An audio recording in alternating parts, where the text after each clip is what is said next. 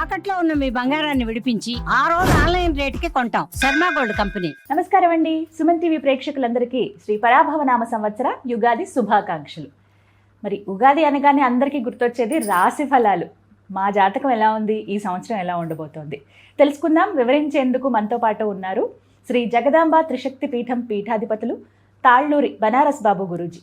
వారితో మాట్లాడి ద్వాదశ రాశుల జాతక ఫలితాలు ఇవాళ వీడియోలో తెలుసుకుందాం. గురుగారితో మాట్లాడదాం. గురుగారు నమస్కారం అండి. శ్రీమాత్రే నమః. గురుగారు, ఈ పరాభవనామ సంవత్సరంలో తులారాశి వారి జాతక ఫలితాలు ఏ విధంగా ఉన్నాయో తెలియజేస్తారా? తులారాశి అనగానే మనకి చిత్త 2 పాదాలు, అలాగే స్వాతి, విశాఖ 3 పాదాలు ఈ రాశి కిందకు వస్తాయమ్మా.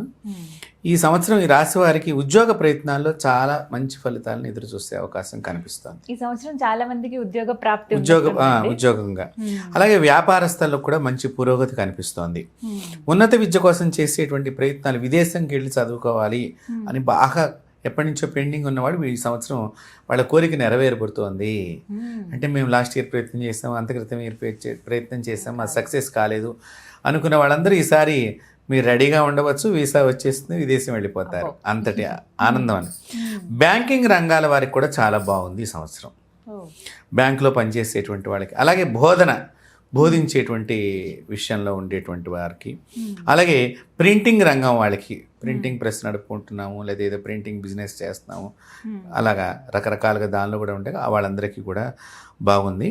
అలాగే ప్రభుత్వ ఉద్యోగులు, ప్రభుత్వానికి సంబంధించిన ఆర్థిక సంస్థల విషయంలో కూడా కొంత బాగుంది. కాబట్టి ఈ తులారాశిలో ఈ ముఖ్యంగా ఈ యొక్క గ్రహస్థితులు కొన్ని ఉపయోగకరంగా ఉండేటువంటి పరిణామం కనిపిస్తోంది. అలాగే గురువు దృష్ట్యా మనం చూసుకున్నట్లయితే, గురుగ్రహ సంచారం కనుక మనం చూసినట్లయితే వీళ్ళు ఏ ప్రయత్నం చేస్తారో ఆదాయం గురించి అది విజయంగా అయిపోతుంది, కలిసి వస్తాయన్ని.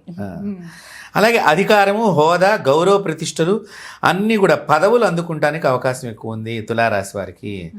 చాలామందికి పదవి లేదు అనేటువంటి బాధపడుతున్నటువంటి వారికి ఒక్కసారి కొద్దిగా ప్రయత్నం చేసి చూడండి, మీరు పదవిలో కూర్చునేటువంటి అవకాశం. అయితే ఈ సంవత్సరం తులారాశి వారికి అందరికంటే బాగున్నట్టుంది. కాబట్టి ఇలాగా వీరికి మంచి లాభం కనిపిస్తోంది. రాజకీయ రంగంలో వారికి కూడా మంచి పదవులు వస్తాయి. అలాగే ఆర్థిక పరిస్థితి మెరుగుపడేటువంటి అవకాశం కనిపిస్తోంది వీళ్ళకి. అలాగే ఏడాది ప్రారంభం నుంచి డిసెంబర్ 14 సంవత్సరం మనకి గురువు వక్రీకారణంగా ఉన్నాడని ఇందాక కూడా మనం చెప్పుకున్నాము. అది ఏదైనప్పటికీ కూడా కొన్ని చిక్కులు ఎదురయ్యే అవకాశం కనిపిస్తోంది దాంతోపాటు. అలాగే ఉద్యోగులకి పై అధికారుల వలన కొన్ని ఇబ్బందులు, సమస్యలు, వాళ్ళు ఏదో నువ్వు సరిగ్గా రాయలేదు, నిన్న ఎట్లా చెప్పావు, మళ్ళీ వాళ్ళు ఎట్లా ఎందుకు రాసావు అనేటువంటి ఏదో ఒక వంకరగా మాట్లాడాలి అనుకునేటువంటి క్వశ్చన్స్ మన మీద రేజ్ చేయడానికి అవకాశం కనిపిస్తుంది. పెద్దల ఆరోగ్యం పట్ల, ఇంట్లో పెద్దవాళ్ళు ఎవరైనా ఉంటే లేదా ఇంటి యజమాని ఆ ఇంట్లో కనుక ఉన్నట్లయితే వాళ్ళ ఆరోగ్య విషయంలో జాగ్రత్త వహించాలి. ఖర్చులు పెరిగేటువంటి అవకాశం ఉంది. కొత్త వ్యాపారం ప్రారంభించడానికి ఇది సమయం కాదు. తులారాశి వాళ్ళు ఏదైనా కొత్తగా వ్యాపారం చేద్దాము అనుకుంటే ఇది అంత మంచి సానుకూలంగా లేదు వారికి సమయం ఆ వ్యాపార విషయంగా. కాబట్టి ఆ విషయంగా కొంచెం వీళ్ళు జాగ్రత్తలుగా ఉండటం మంచిది. అట్లాగే శని యొక్క సంచారం గనక తులారాశి మీద ఎలా ఉంది అనేటువంటి విషయం చూస్తే గనక అప్పటిదాకా ఉన్న సమస్యలు కొంచెం మెరుగున పడుతూ ఉండటానికి అవకాశం కనిపిస్తోంది. ఏదైనా సమస్య ఉందంటే మనకి చక్కగా అయిపోతుందేమో అనేటువంటి ఒక ఆశ అనేది మళ్ళీ చిగురిచ్చేటువంటి అవకాశం కనిపిస్తోంది. ఇతరులకు మంచి చేద్దామనేటువంటి ప్రయత్నించి మాటలు పడవలసినటువంటి అవకాశం కూడా వస్తుంది. మంచి చేద్దాం అనుకుని పెడితే ఏదో ఒకటి మాట అనిపించుకొని మళ్ళీ తిరిగి మన రావాల్సి వచ్చే పరిస్థితి కనిపిస్తోంది. కాబట్టి జాగ్రత్తలు తీసుకోకపోతే జూలై నుంచి డిసెంబర్ 27వ తారీఖు దాకా జాగ్రత్తలు తీసుకోకపోతే కొన్ని ప్రమాదాలు కూడా వీళ్ళకి పొంచి ఉన్నాయి. అంటే ఆ విషయంగా కూడా కొంచెం వీళ్ళు జాగ్రత్తగా ఉండాలి. అలాగే వైద్య రంగము, ఫార్మా రంగంలో వాళ్ళకి చాలా ప్రోత్సాహకరంగా ఉన్నది.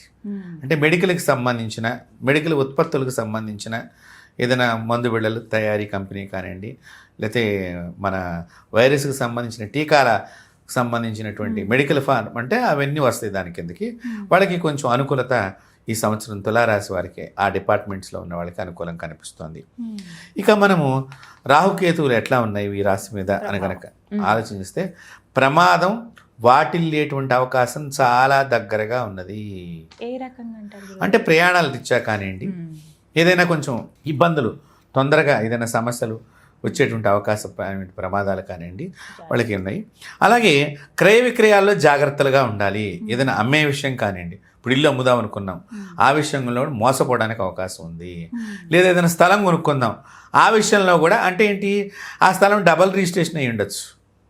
అలాంటి ప్రమాదాల్లోకి తులారాశి వాళ్ళకి ఎక్కువగా కనిపిస్తుంది. కాబట్టి ఈ దోషాలు ఈ విధంగా ఈ గ్రహాల యొక్క సంచారం మూలకంగా తులారాశికి కొంచెం జాగ్రత్తలు తీసుకోవాల్సి వస్తుంది. కాబట్టి వీళ్ళు చక్కగా ఆంజనేయ స్వామిని ఆరాధన చేయాలమ్మా. చక్కగా హనుమాన్ చాలీసా పారాయణం చేయటము ప్రతిరోజు, మంగళవారం శుక్రవారం ఈ యొక్క హనుమాన్ చాలీసా పారాయణం చేయటం, దాంతోపాటు శనివారం రోజున హనుమాన్ చాలీసా పారాయణం చేయటం, అలాగే హనుమత్ దేవాలయ దర్శనం చేసుకోవటం, అంతేకాకుండా సుందరాకాండ పారాయణం చేయటము, ఇవి చాలా ఉపయుక్తం అవుతాయి. అలాగే ఆంజనేయ స్వామి దేవాలయానికి వెళ్ళినప్పుడు చక్కగా స్వామివారి చుట్టూ ప్రదక్షిణం చేసి మీ శక్తి కొలది అరటిపళ్ళుని స్వామివారికి నివేదన చేయటం ముఖ్యం. స్వామివారికి కదలి వడమని చాలా ఇష్టం. కాబట్టి ఎవరైతే ఈ అరటిపళ్ళు నైవేద్యం చేస్తారో తొందరగా ఈ సమస్య నుంచి దూరం అవుతారు. కాబట్టి తులారాశి వారికి ఏవైతే మనం చెప్పుకున్నామో సమస్యలు, వాటి నుంచి దూరం అవ్వాలి అంటే కదలి ఫలాలని వారికి సమర్పణ చేయటము చాలా ముఖ్యం. అలాగే ఆంజనేయ స్వామి వారికి ప్రదక్షిణ చేసేటప్పుడు 19 ప్రదక్షిణాలు చేయాలి. 19 ప్రదక్షిణాలు చేసి స్వామివారి పాదాలు చూడకుండా వస్తే శని యొక్క దోషం మనకి ఎక్కువగా లేకుండా ఉంటుంది. కాబట్టి ఈ విధంగా మనం ప్రదక్షిణాలు చేస్తే కనుక బాగుంటుంది. ప్రతి మంగళవారం, శనివారము, శుక్రవారం. ఎందుకంటే మనకి రాహు ఫలితము, కేతు ఫలితము, అలాగే శని ఫలితము 3 రకాలుగా మనం ఆలోచన చేయాలి. కాబట్టి వీటి 3 రీత్యా కూడా వాళ్ళకి ఆ సమయంలో అనుకూలత ఏర్పడాలి. కాబట్టి మనకు హనుమంతుడిని ఆరాధన చేస్తే ఈ యొక్క తులారాశి వారికి చాలా బాగుంటుంది. హనుమంతుడు లేని ఊరేది, అన్ని చోట్ల ఉంటాడు కాబట్టి చక్కటి పరిహారం అండి. ధన్యవాదాలు గురుగారు. నమస్తే అమ్మా.